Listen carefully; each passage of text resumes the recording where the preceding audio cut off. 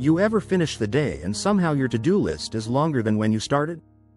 Emails, admin tasks, calendar chaos, it all piles up. That's exactly why so many smart business owners are hiring virtual assistants. In fact, a 2024 report found that 67% of small business owners who hired a VA had better work-life balance within 3 months. In this video, you're going to learn how to hire a virtual assistant, step by step. From where to find them, how to interview, how to pay them, and how to manage them. No fluff, just the essentials you need to finally stop doing it all yourself and start getting your time back. Let's dive in. First, where do you even find a good virtual assistant? Sure, you've got Fiverr and Upwork, they're huge platforms. But if you've ever posted a job there, you know what happens. You get bombarded with dozens of random pitches, and it quickly turns into a full-time job just sorting through the chaos. It's a free-for-all, and more overwhelming than helpful. That's why I recommend checking out HireBasis. It's kind of a game changer. Instead of weeding through endless spammy profiles, you get access to a curated database of over 60,000 job seekers actively looking for remote work. No bidding wars. No hidden fees. And you only pay $1 to contact a candidate. Just $1. After that, it's between you and them. You can negotiate, chat, and set up payment however works best for both of you. Unlike Upwork, there's no 20% fee being taken from your VA. No forced in-platform messaging or restrictions. You get full control, flexibility, and affordability. Now look, Fiverr and Upwork do have their place. They're great for one-off tasks or testing the waters. But if you're serious about finding someone reliable who can grow with your business, HireBasis gives you way more freedom. Now let's talk about how to interview a virtual assistant. This can feel intimidating if you're not used to hiring remotely. But really, it's about having an honest conversation. Can they actually help you? Can they communicate clearly? Do they seem dependable? Skip the "what are your strengths" stuff. Ask real questions. Like, what would you do if you were given an unclear task? How do you handle deadlines in different time zones? What tools do you normally use to stay organized? And always give them a small paid test project. It doesn't need to be expensive, $10 or $15. But it shows you respect their time and gives you real insight into how they work. Watch how they communicate. Are they timely? Do they ask smart questions? Can they use tools like Slack, Trello, or Notion without needing a training course? Also, talk about time zones. Ask when they're available in your time zone and whether they're flexible for deadlines or quick meetings. Before you hire, ask for references or work samples. You wouldn't hire someone full-time without that step. Same goes for a VA. Okay, now let's say you found your person. They passed the test task, they communicated well, and you're ready to bring them on. Don't skip the onboarding process.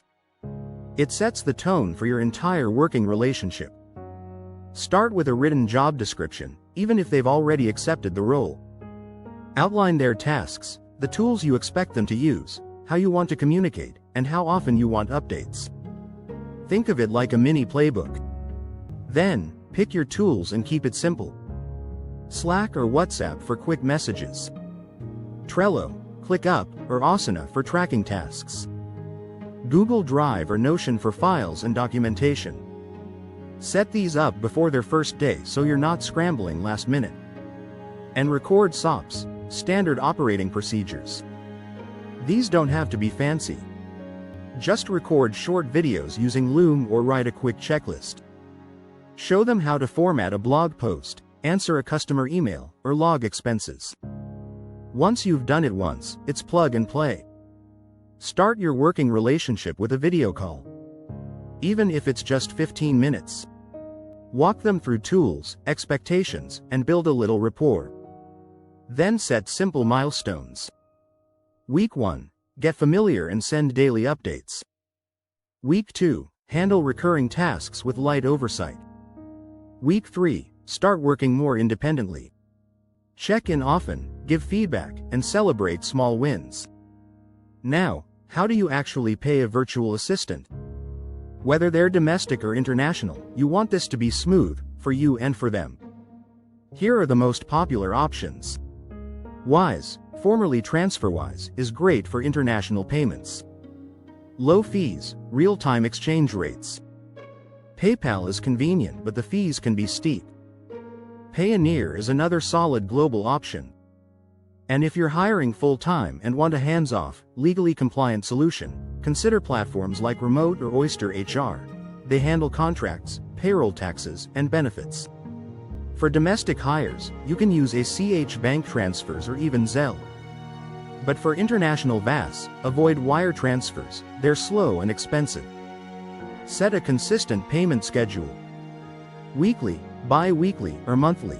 Just make sure your VA knows when they'll be paid. Consistency builds trust. Watch for currency conversion fees.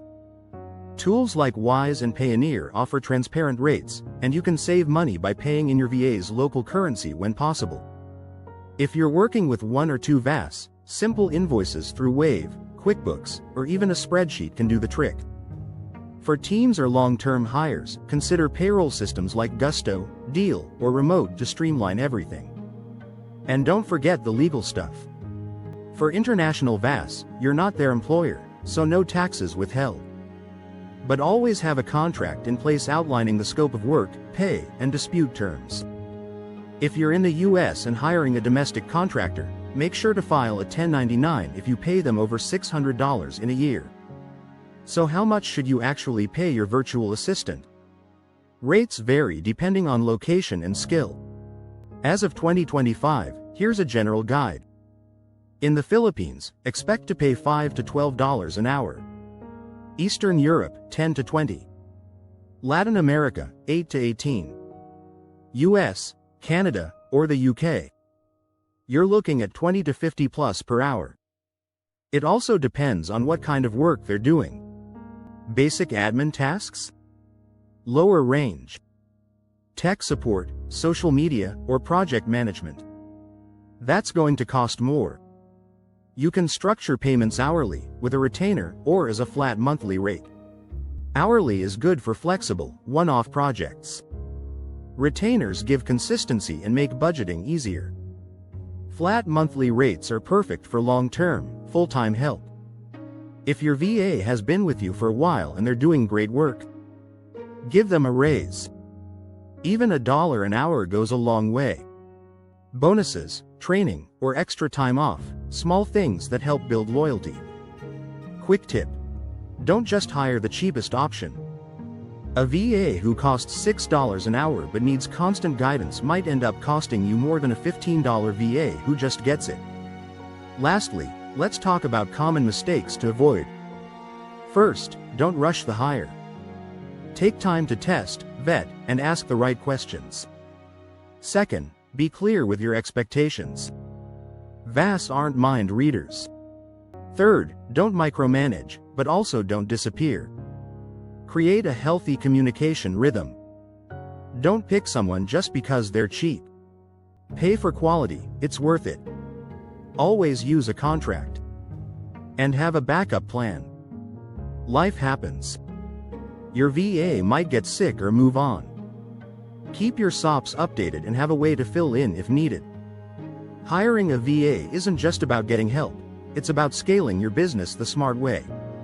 When you plan ahead, communicate clearly, and treat your VA like a partner, you're setting yourself up for success. So if you've been thinking about hiring a virtual assistant, this is your sign. Start small if you need to. Test the waters. But take the step. You'll be amazed at how much more you can get done, and how much better your days start to feel. If this helped, consider liking the video, subscribing, and dropping a comment below with your questions or VA hiring tips. Thanks for watching, and I'll see you in the next one.